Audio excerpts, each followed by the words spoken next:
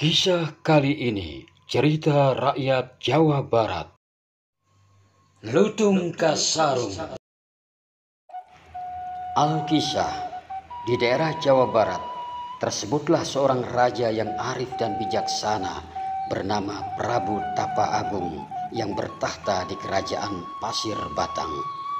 Sang Prabu mempunyai 7 orang putri yang semuanya cantik jelita. Mereka adalah Purbararang si Sulung, Purba Dewata, Purba Endah, Purba Kancana, Purba Manik, dan si bungsu Purba Sari.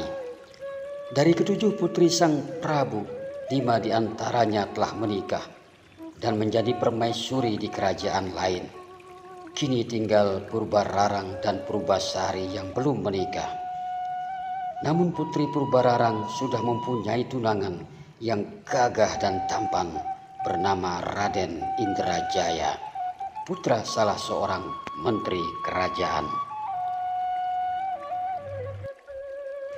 Dalam beberapa hari terakhir, Prabu Tapa Agung terlihat sering duduk termenung seorang diri di atas singgasananya. Sepertinya ada suatu masalah besar yang membebani pikirannya. Melihat sikap sang Prabu tersebut, sang permaisuri berusaha menghibur dan membujuknya. "Kanda, sudah beberapa hari ini Kanda terlihat murung. Apa yang sedang Kanda pikirkan? Barangkali Dinda dapat membantu," bujuk permaisuri dengan suara lembut.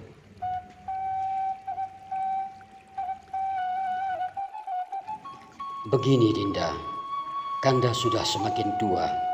Kanda tidak dapat lagi melaksanakan tugas-tugas kerajaan dengan baik. Kanda berniat turun tahta. Tapi Kanda bingung Dinda," kata Prabu Tapa Agung. Bingung untuk memilih di antara 2 putrinya, apakah Purbararang atau Purba Sari yang akan menggantikan kedudukannya. Menurut hukum adat yang berlaku di kerajaan tersebut, yang pantas untuk menggantikannya adalah putri Purbararang, sebab dia putri tertua. Namun sang Prabu merasa bahwa putri sulungnya itu belum pantas menjadi seorang ratu karena sifatnya yang sombong, angkuh, dan licik, sehingga sering menimbulkan kekacauan.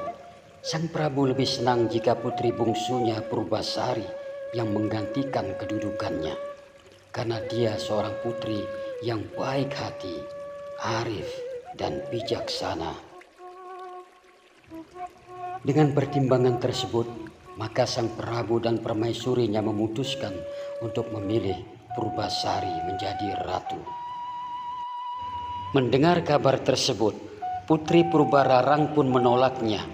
Ia sangat menyesal atas keputusan ayahandanya karena merasa dialah yang lebih berhak untuk menjadi ratu. Kabar buruk itu kemudian ia sampaikan kepada tunangannya Raden Indrajaya. "Kanda, ayahandaku telah pilih kasih. Ia lebih memilih Purbasari untuk menjadi ratu, padahal Dinda adalah putri tertua," lapor putri Purbararang. Mendengar kabar tersebut, tunangan putri Purbararang langsung naik pitam. "Wah, ini tidak boleh dibiarkan Dinda. Dindalah yang semestinya menjadi ratu," seru Raden Indrajaya. "Apa yang harus kita lakukan Kanda?" tanya putri Purbararang. "Kita harus menyingkirkan adikmu yang tidak tahu diri itu," seru Indrajaya. Beberapa hari kemudian, istana Pasir Batang menjadi gempar. Tiba-tiba putri Purbasari terserang penyakit aneh. Seluruh tubuhnya terasa sangat gatal dan dipenuhi bintik-bintik hitam. Betapa terkejutnya sang Prabu melihat keadaan putri kesayangannya itu.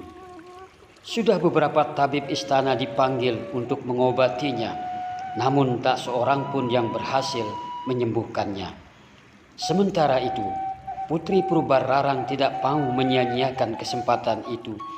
Ia pun menghasut ayahandanya agar putri Purbasari diasingkan ke tempat yang jauh. "Ayah, barangkali inilah akibatnya jika kita tidak menuruti adat hukum yang berlaku di kerajaan ini. Para leluhur telah murka dan mengutuk Putri Purbasari. Jangan-jangan sebentar lagi kerajaan ini juga terkena kutukan, hasut Putri Purbararang. Prabu Tapa Agung pun termakan hasutan putrinya. Akhirnya dengan berat hati ia memutuskan untuk mengasingkan putri bungsunya ke hutan agar kerajaan terbebas dari kutukan.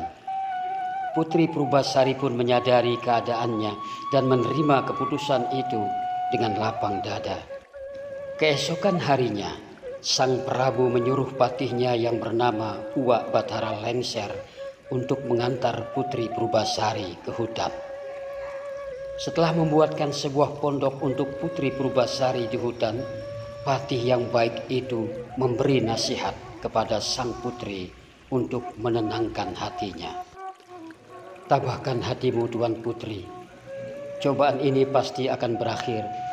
Semoga Tuhan Yang Maha Kuasa senantiasa melindungimu. Paman akan sering datang kemari mengantarkan makanan dan minuman untukmu, ujar sang patih. Terima kasih, Paman. Nasihat Paman membuat hati Putri menjadi tenang, ucap Putri Purbasari. Sejak itu Putri Purbasari tinggal seorang diri di tengah hutan.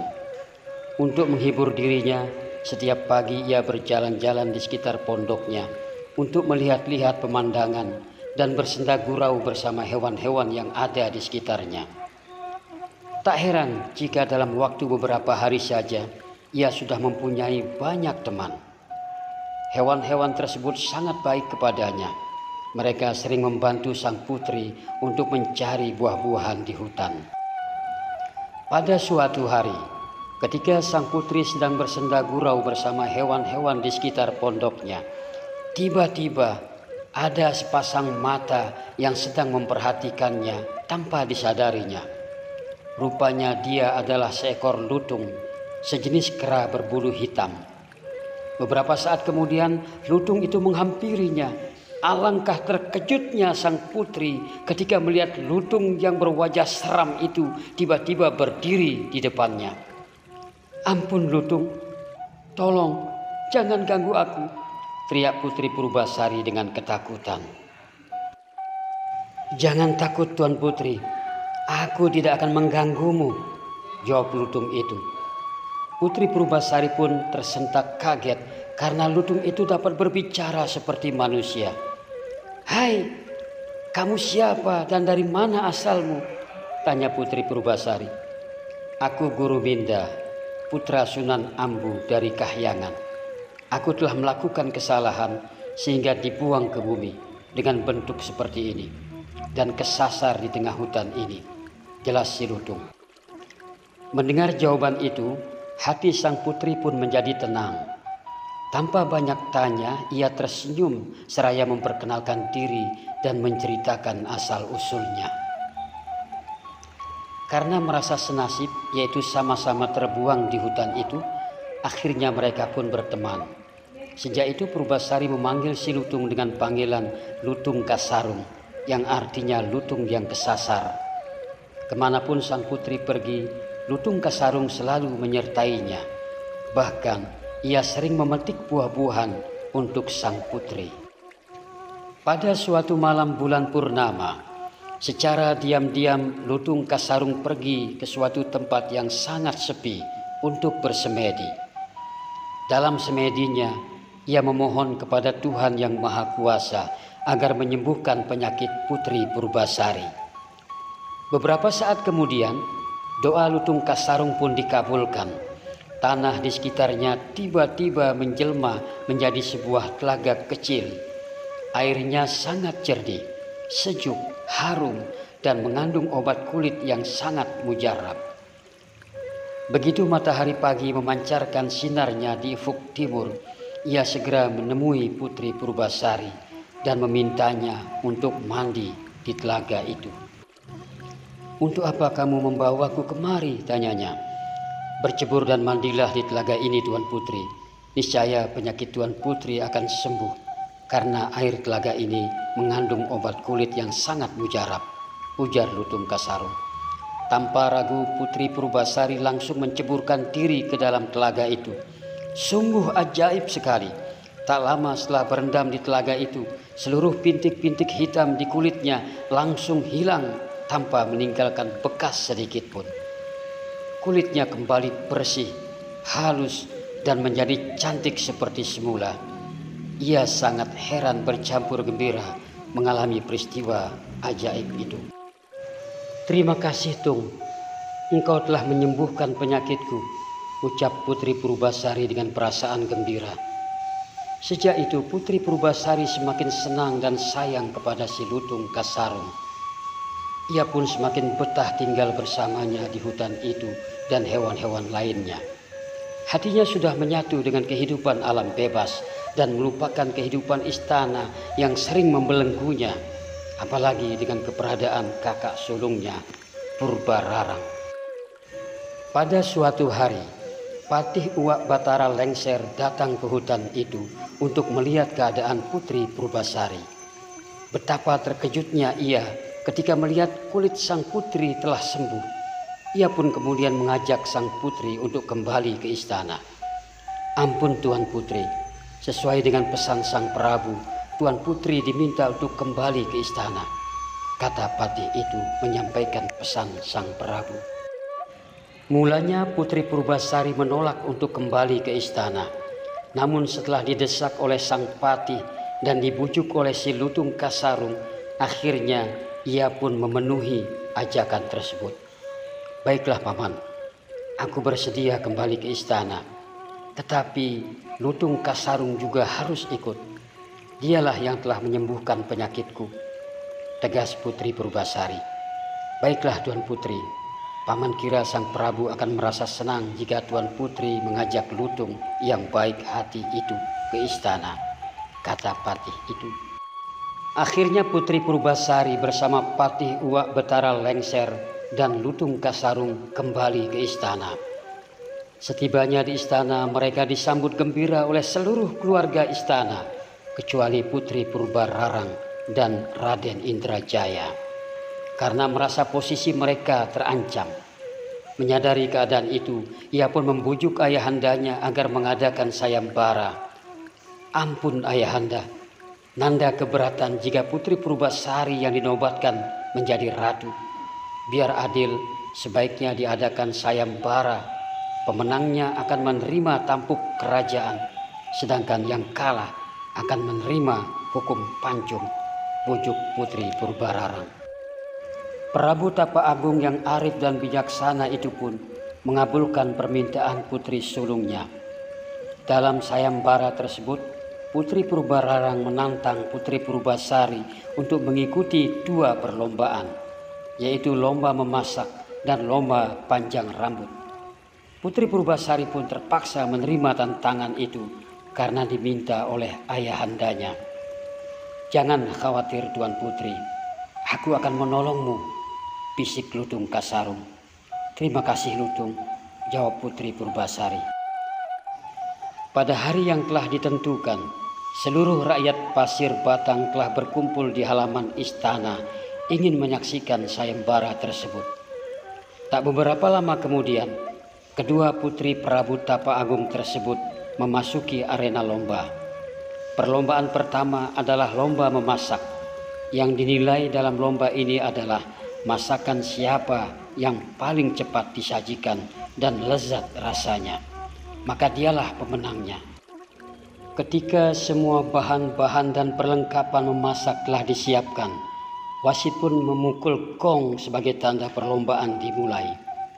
Putri Purbararang pun segera meracik bumbu-bumbu yang telah disediakan dengan lincahnya. Ia dibantu oleh puluhan pelayan istana. Sedangkan Putri Purbasari hanya ditemani oleh Lutung Kasarung.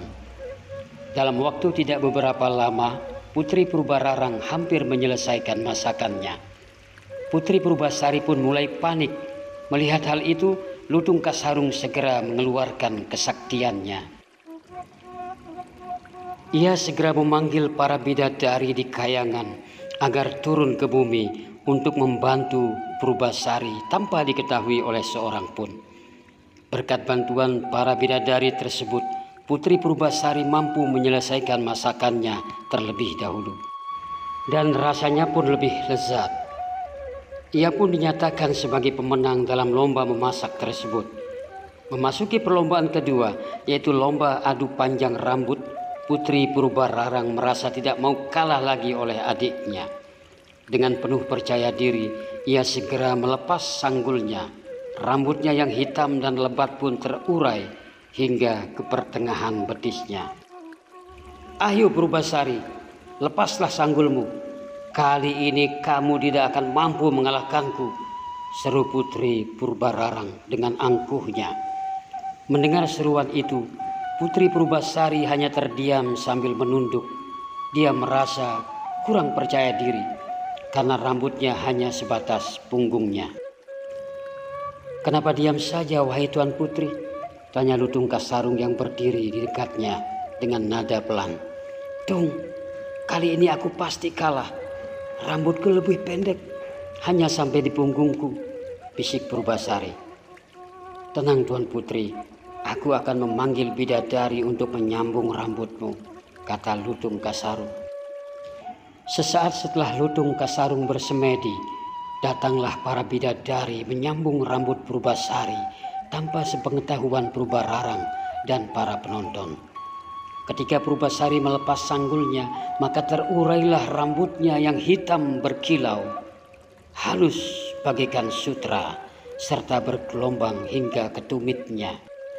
Melihat hal itu, Purbararang pun menjadi malu dan merasa terpukul karena kembali dikalahkan oleh adiknya. Namun, ia tidak kehabisan akal. Ia kembali membujuk ayahandanya agar diadakan satu perlombaan lagi, yaitu lomba ketampanan calon suami atau tunangan masing-masing. "Jika Purbasari masih mampu mengalahkanku dalam perlombaan ini, maka aku akan menerima kekalahan ini dan bersedia untuk dipancung," kata Purbararang di hadapan para hadirin. Mulanya Prabu Tapa Agung ragu untuk memenuhi keinginan Purbararang karena Purbasari belum mempunyai tunangan. Jikapun pada saat itu ia ditunangkan dengan siapapun di negeri itu, tetap tidak seorang pun yang melebihi ketampanan Indrajaya.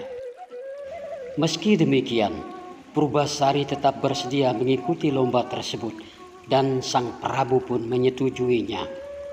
Perlombaan pun dimulai. Dengan bangga Putri Purbararang kembali masuk ke arena perlombaan sambil menggandeng tangan tunangannya.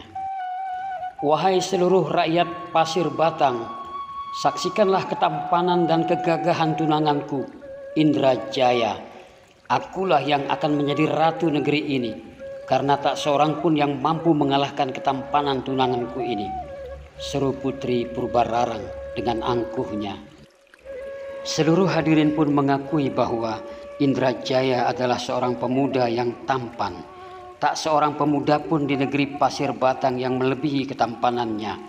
Mereka sudah memastikan bahwa Putri Purbasari akan kalah dalam perlombaan tersebut. Anehnya lagi, ketika diminta untuk menunjukkan calon suaminya, Putri Purbasari justru menarik tangan Lutung Kasarung masuk ke arena perlombaan. "Inilah calon suamiku," seru Putri Purbasari dengan bangga. "Ya, ini calon suamiku," serunya sekali lagi. Purbararang dan suaminya pun tertawa terbahak-bahak melihat tingkah adiknya. "Hai Purbasari, apakah tidak ada lagi calon suami yang lebih jelek dari Lutung itu?"